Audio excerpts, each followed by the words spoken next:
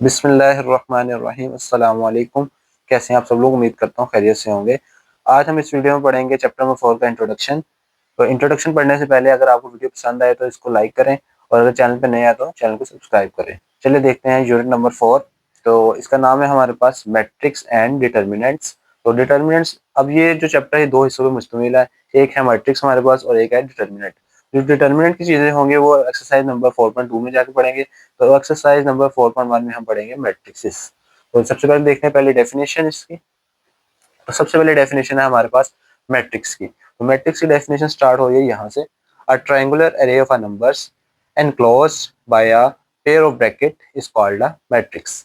अब मैट्रिक्स होता क्या है? हमारे पास कुछ नंबर्स होंगे, उसको हम इनक्लोज करेंगे ब्रैकेट में। मीन्स की ये कौन सी ब्रैकेट होती है? ये स्क्वायर ब्रैकेट है। इस कुछ नंबर्स होंगे, उनको इसको हम अंदर एनक्लोज करेंगे, उसको हम कहेंगे मैट्रिक्स। फॉर एग्जांपल 1 2 3 4 5 6, ये हमारे पास एक मैट्रिक्स बन गई है। अब इसमें जो हॉरिजेंटल लाइन है ना, मीन्स की दिस लाइन, इसको हम कहेंगे रो, और जो वर्टिकल लाइन है इसको हम कहेंगे कॉलम। और जो इसके अंदर ये जो चीज है इसको हम कह देते हैं, या ये तो एंट्रीज हो सकते हैं या एलिमेंट है हमारे पास। और ये हमारे पास टोटल ओवरऑल डेफिनेशन है मैट्रिक्स की। नेक्स्ट डेफिनेशन है हमारे पास रो मैट्रिक्स की। A matrix which has only one row, one multiply n matrix of the form, ये हमारे पास फॉर्म होगी इसकी, is said to be a row matrix और अ रो वेक्टर। अब देखें एग्जांपल के तौर पे हम लेते हैं 1 2 3 4। अब ये देखें ये हमारे पास है सिंगल रो, इसको हम क्या कहेंगे? Row matrix. और ये इनक्लोज किसके अंदर है? स्क्वायर ब्रैकेट्स के। इसी तरह हमारे पास दूसरी डेफिनेशन है कॉलम मैट्रिक्स की। A matrix which has only one column, m multiply 1 matrix of this form is said to be a column matrix or a column vector। इसकी एग्जांपल ले लेते हैं हम 1 2 3। जो हमारे पास रो होंगे वो हमारे पास हॉरिजॉन्टल लाइन की फॉर्म में होंगे, और जो कॉलम है वो वर्टिकल लाइन की फॉर्म में होगी। इसी तरह एक एग्जांपल है हमारे पास 1 -1 3 4। ये क्या है? हमारे पास हॉरिजॉन्टल लाइन, इट मीन ये रो मैट्रिक्स है। एंड ये क्या है हमारे पास 2 -1 3 इज अ कॉलम मैट्रिक्स। ये हमारे पास हॉरिजॉन्टल लाइन है, इसमें देखिए रोज कितनी है? इसमें 3 रोज हैं और कितने कॉलम्स हैं? 1 कॉलम है। इसी तरह हमारे पास नेक्स्ट डेफिनेशन है triangular matrix. If m does not equal to n, then the matrix is called a rectangular matrix of order m multiply n, that is the matrix which is the same number of rows is not equal to number of columns। अब देखिए rectangular matrix हमारे पास होता है basically, ये हमारे पास एक rectangle है, इसमें लेंथ और विड्थ सेम नहीं होगी। ये लेंथ होगी, ये विड्थ है, तो इसका मतलब ये सेम नहीं है। अगर ये सेम होंगी वो उसका एक नया मैट्रिक्स बन जाएगा, उसको हम कहेंगे स्क्वायर मैट्रिक्स। वो हम आगे जाके भी पढ़ेंगे। फॉर एग्जांपल इसमें देखें, अब इसमें नंबर ऑफ रोज कितनी है हमारे पास? 1 एंड 2। ये हमारे पास 2 नंबर ऑफ रोज है, हम इसको लिख सकते हैं अब 2। ये कितनी कॉलम्स है? 2/3 का मैट्रिक्स से बन गया। इट मीन्स m और n इक्वल नहीं है, तो ये हमारा बन जाएगा रेक्टेंगुलर मैट्रिक्स। इसका ऑर्डर हो सकता है 2/3 4/3। 3/3 कभी नहीं हो सकता, अगर वो 3/3 हो गया वो हमारे पास स्क्वायर मैट्रिक्स में आ जाएगा। इसी से अगली डेफिनेशन हमारे पास स्क्वायर मैट्रिक्स की। If m and n equal to, m equal होगा n के, then the matrix of order pair m multiply n is said to be a square matrix. जो हम ऊपर बात कर रहे थे, जब हमारे पास वो m और n सेम आ जाएगा तो वो क्या बन जाएगा? हमारे पास स्क्वायर मैट्रिक्स। फॉर एग्जांपल अब ये देखें 2 5 -1 6, इसमें कितने नंबर ऑफ रोज हैं? 2। और नंबर ऑफ कॉलम्स कितने हैं? वो भी 2 है। इट मीन्स 2/2 का मैट्रिक्स बन गया।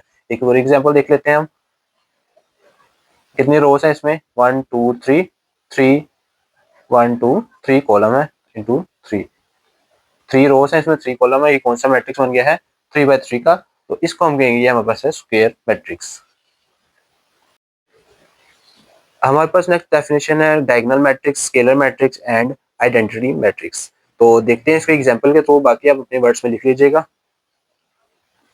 चलिए देखते हैं एग्जांपल हम डायगोनल मैट्रिक्स की। तो लिखते हैं सबसे पहले डायगोनल। डायगोनल में देखिए हमारे पास स्क्वायर एक मैट्रिक्स है, जिसकी ये वाली जो आइडेंटिटीज होती हैं, एलिमेंट्स कह लें, आइडेंटिटीज कह लें, ये हमारे पास नॉन जीरो होंगी। तो लिखते हैं एक एग्जांपल, जो इसके ऊपर और नीचे वाली जितनी भी टर्म्स होंगी वो हमारे पास जीरो होंगी, और जो ये वाली टर्म्स होंगी इसको हम कहेंगे ये नॉन जीरो होगी। तो यहाँ पे कुछ आइडेंटिटीज लिख लेते हैं 3 2 1 0 एंड 0 0 0 0 0। अब ये देखें ये जो लाइन हमारे पास बन गई है ये चीज ये हमें बता रही है ये हमारे पास डायगोनल मैट्रिक्स है। इसी तरह अब यहाँ पे अगर हम कहें ये हमारे पास डायगोनल मैट्रिक्स है, इसके साथ हम पढ़ते हैं स्केलर मैट्रिक्स। तो स्केलर मैट्रिक्स में क्या होगा, जो डायगोनल आइडेंटिटीज होंगी हमारे पास वो क्या होंगी, सेम होंगी।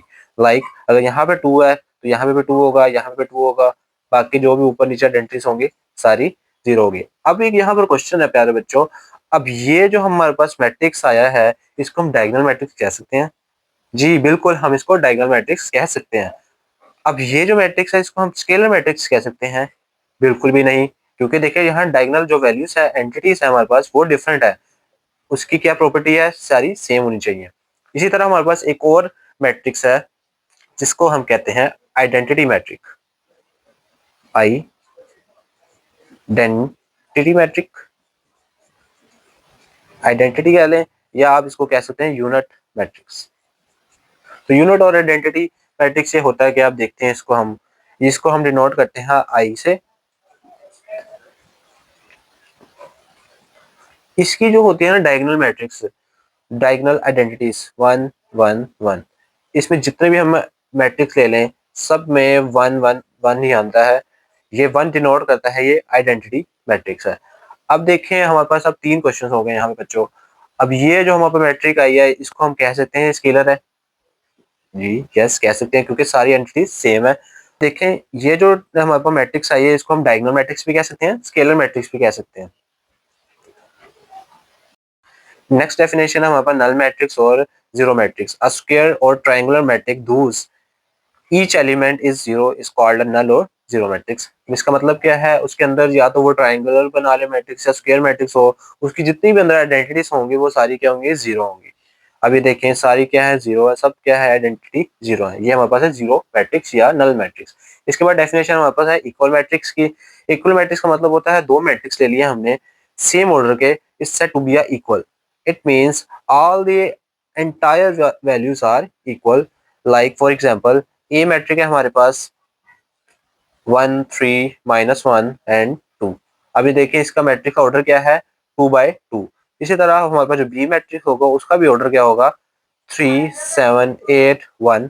तो ए का ऑर्डर क्या है, 2/2। इसी तरह बी का ऑर्डर क्या है हमारे पास है, 2/2। तो इसका क्या है, मीन्स ये हमारे पास है इक्वल मैट्रिक्स। इसी तरह हमारे पास नेक्स्ट है transpose of a matrix. Transpose of क्या होता है, हमारे पास if A is a matrix of order m and n, then we convert into n into m matrix. They are interchanging the rows and columns of A is called a transpose. इसका मतलब है जब हम रो को change कर देंगे column की जगह और कॉलम को चेंज कर देंगे रो की जगह, तो वो होता है हमारे पास ट्रांसपोज ऑफ अ मैट्रिक्स। अब देखते हैं इस एग्जांपल एक, लेट्स सपोज ये हमारे पास एक ए मैट्रिक्स है। तो ए मैट्रिक्स में हमारे 1 3 2 4 ये आ जाएगा। जब इसका ट्रांसपोज ले लेंगे तो रोज को हम चेंज कर देंगे इनटू कॉलम एंड कॉलम को चेंज कर देंगे इनटू रोज। ये देखें 3 और 1 और 3 किस में था, हमारे रो में, तो यहाँ पे आ गया हमारे पास कॉलम में। इसी तरह हमारे पास 1 और 2 क्या था, कॉलम में, तो यहाँ चेंज हो गया है रो में। इसको हम कहेंगे transpose of a matrix. Next इसमें कुछ हमारे पास है matrix operation, addition of a matrix, subtraction of a matrix, scalar multiplication, multiply of two matrix. Different चीजें हैं हमारे पास। जब हम एक्सरसाइज सॉल्व करते जाएंगे तो साथ साथ इसको कंटिन्यू रखेंगे। अगर आपको इसके एक्सरसाइज चाहिए तो उसका लिंक डिस्क्रिप्शन में मिल जाएगा आपको। इसके बाद हम पढ़ेंगे माइनर और cofactor of the elements matrix और its determinant minor of elements. अब हमारे पास इसमें कुछ एग्जांपल्स हैं, वो जब हम क्वेश्चन सॉल्व करेंगे तो हम इसमें यूज आउट करेंगे।